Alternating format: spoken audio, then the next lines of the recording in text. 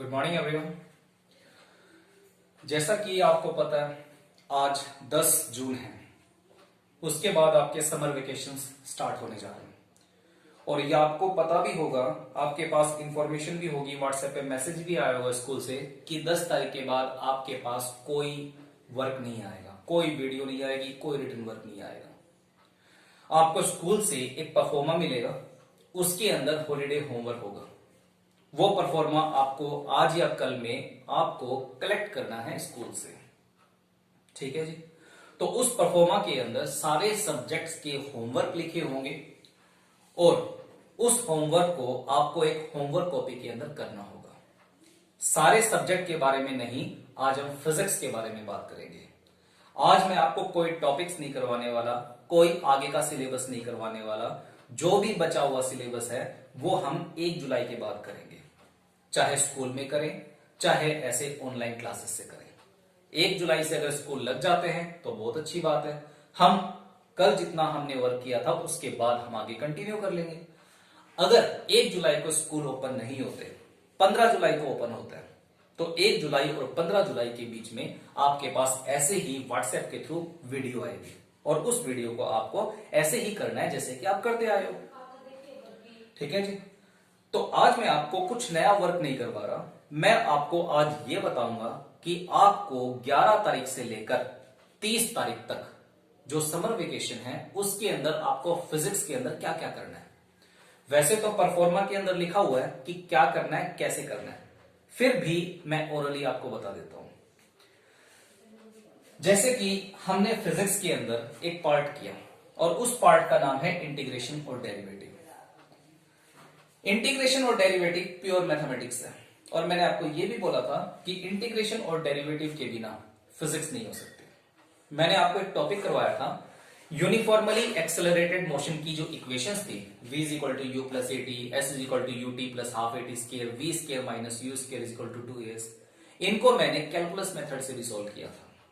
वहां से स्टार्टिंग हो गई थी इंटीग्रेशन और डेरिवेटिव की। ये तो चलो एक टॉपिक था जिसके अंदर इन दोनों का यूज हुआ था, लेकिन ऐसे ऐसे ना जाने कितने टॉपिक्स आएंगे +1 के अंदर भी, +2 के अंदर भी और +2 के बाद जब अगर फिजिक्स पढ़ोगे तो उसके अंदर भी, कहीं ना कहीं केमिस्ट्री के अंदर भी इंटीग्रेशन और डेरिवेटिव भी होता है।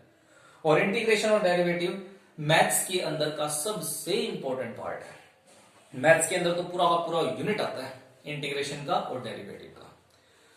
तो आपको सबसे पहला काम क्या करना है, एक आपको रजिस्टर लेना है और उस रजिस्टर के अंदर जो पहला काम करना है वो इंटीग्रेशन और डेरिवेटिव की वीडियो देखनी है।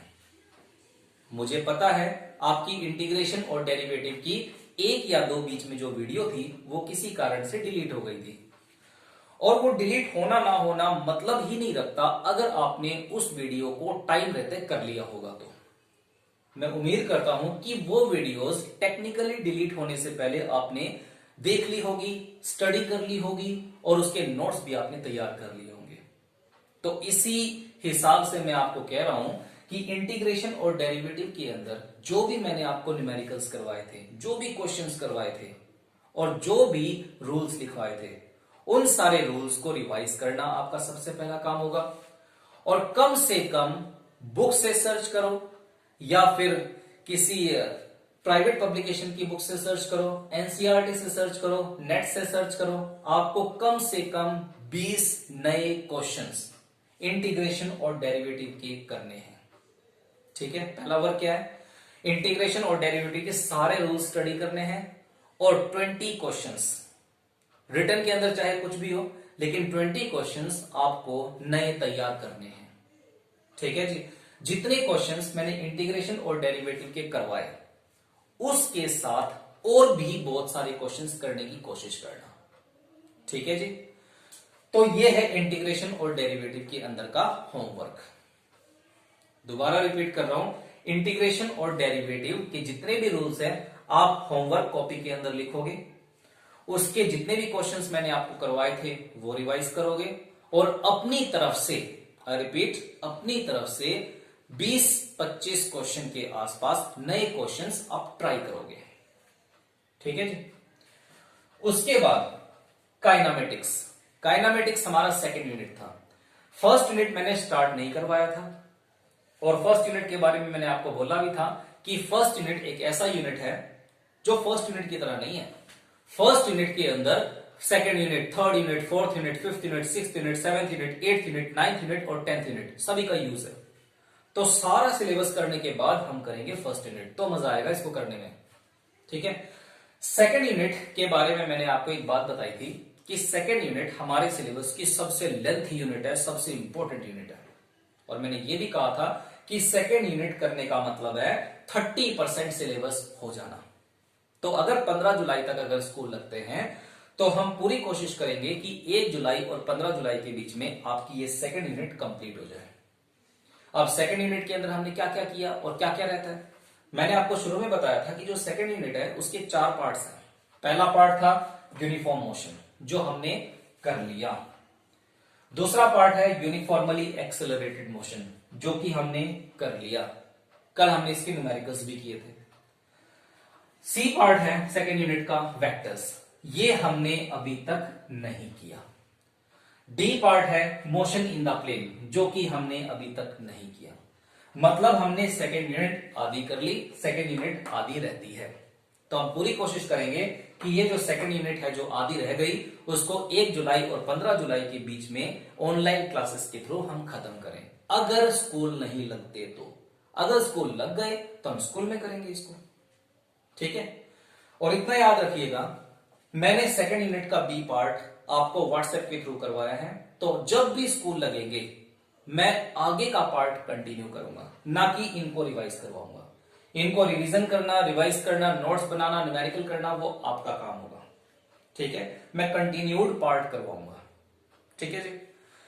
अब यूनिफॉर्म मोशन के अंदर भी बहुत सारी चीजें आती हैं, यूनिफॉर्मली एक्सेलरेटेड मोशन के अंदर भी बहुत सारी चीजें आती हैं।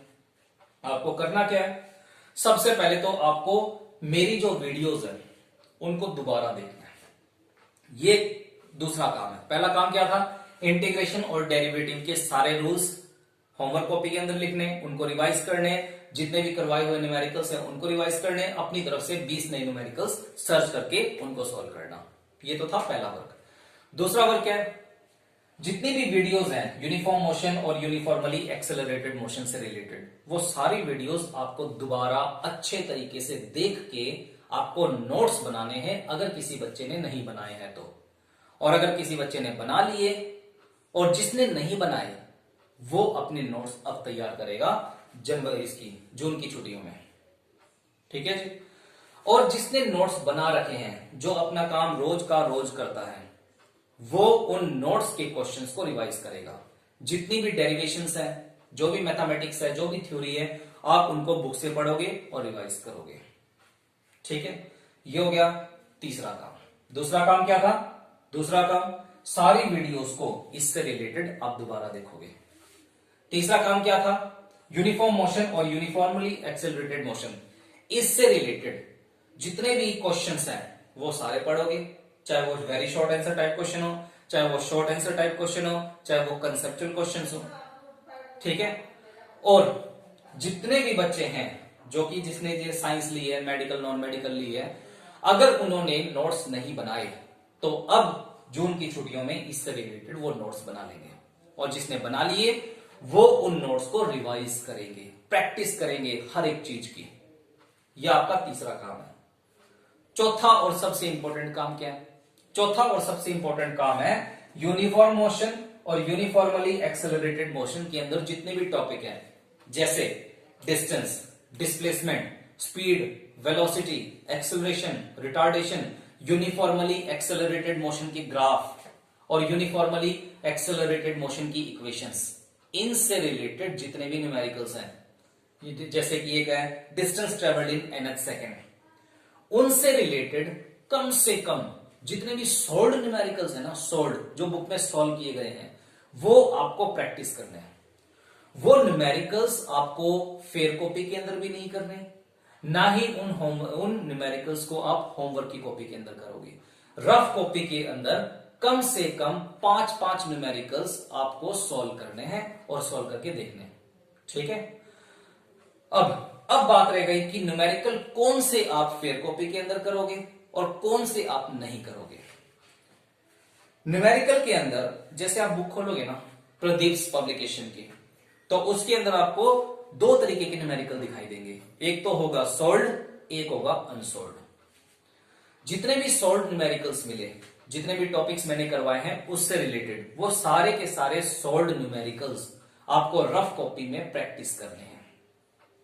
ठीक है, अब बात रह गई अनसोल्ड न्यूमेरिकल्स की। हर एक टॉपिक से रिलेटेड अनसोल्ड न्यूमेरिकल्स कम से कम 5-5 वो आपको अपनी हॉलीडे होमवर्क की कॉपी के अंदर लिखने हैं। दोबारा बता रहा हूं, न्यूमेरिकल्स के लिए जितने भी टॉपिक्स होते हैं ना, हर एक टॉपिक से रिलेटेड सोल्ड न्यूमेरिकल और अनसोल्ड न्यूमेरिकल्स, दो तरीके के न्यूमेरिकल्स होते हैं। सोल्ड न्यूमेरिकल्स तो आपको रफ कॉपी में सॉल्व करके देख लेना है कि आपसे हो रहा है या नहीं हो रहा। ठीक है, जो अनसोल्ड न्यूमेरिकल्स है, अनसोल्ड न्यूमेरिकल्स के अंदर से हर टॉपिक से रिलेटेड 5-5 न्यूमेरिकल्स आपको अपनी हॉलीडे होमवर्क की कॉपी के अंदर करने हैं। तो ये मेन जो 4 बातें थी होमवर्क के तौर पे, वो मैंने आपको बताई। अब जैसे कि आपको पता है आज 10 तारीख हो चुकी है, आज के बाद एक बार कुछ टाइम के लिए ऑनलाइन वीडियोस आना बंद हो जाएंगी। 1 जुलाई से वीडियो दोबारा आएंगी, अगर स्कूल ओपन नहीं होता तो। स्कूल ओपन हो जाता है तो एज पर रूल आप स्कूल में आओगे और आगे का पार्ट करेंगे। ठीक है, तो इसी के साथ आज का जो लेक्चर है, जो कि ना के बराबर था, जो आपको मैंने एक हॉलीडे होमवर्क को समझाने के लिए लिया है आज का लेक्चर, तो इस लेक्चर को खत्म करते हुए मैं लास्ट में आपको ये बात कहूंगा कि 10 तारीख के बाद जितना भी वर्क मैंने करवा दिया उससे पहले, 10 तारीख से पहले जितना भी वर्क मैंने करवा दिया, उन सारी वर्क को आपको अच्छे तरीके से करना है, जो कि आपके हॉलीडे होमवर्क के परफॉर्मा के अंदर लिखा हुआ है उसके अकॉर्डिंग 10 तारीख के बाद करना है। ठीक है, दोबारा रिपीट कर रहा हूं इस बात को। 10 तारीख से पहले जितनी भी आपके पास वीडियोस आई हैं इन चैप्टर से रिलेटेड, वो सारी देखनी है, सारे नोट्स बनाने हैं, अगर नहीं बनाए तो न्यूमेरिकल्स की प्रैक्टिस करनी है। 5-5 न्यूमेरिकल्स हर एक टॉपिक से रिलेटेड हॉलीडे होमवर्क की कॉपी के अंदर करने हैं। जितने भी कंसेप्चुअल क्वेश्चंस हैं, वेरी शॉर्ट है, वो सारे के सारे आपको पढ़ने हैं। कोई भी क्वेश्चंस कॉपी में नहीं लिखना। ठीक है जी। अब 10 तारीख से पहले आपको जितना भी वर्क करवाया गया है फिजिक्स में, 10 तारीख के बाद वो सारा वर्क अब रिवाइज करोगे और हॉलीडे होमवर्क के परफॉर्मा के अंदर जैसे भी लिखा हुआ है फिजिक्स के बारे में, वो सारी चीजें आप कवर अप करोगे। तो इसी के साथ आज का दिन हम यहीं पर खत्म करते हैं और 10 तारीख के बाद आपको घर पे ही रहना है। ऐसा ना सोचिए कि आप फ्री हो गए हैं, असली काम तो उस टाइम शुरू होता है। अगर किसी बच्चे ने लापरवाही की है आज से पहले, वो सारी लापरवाहियों को दूर कर लेना। ठीक है, इसी के साथ आज का हम अपना लेक्चर खत्म करते हैं और अपने हॉलीडे को एंजॉय करिए। Thank you.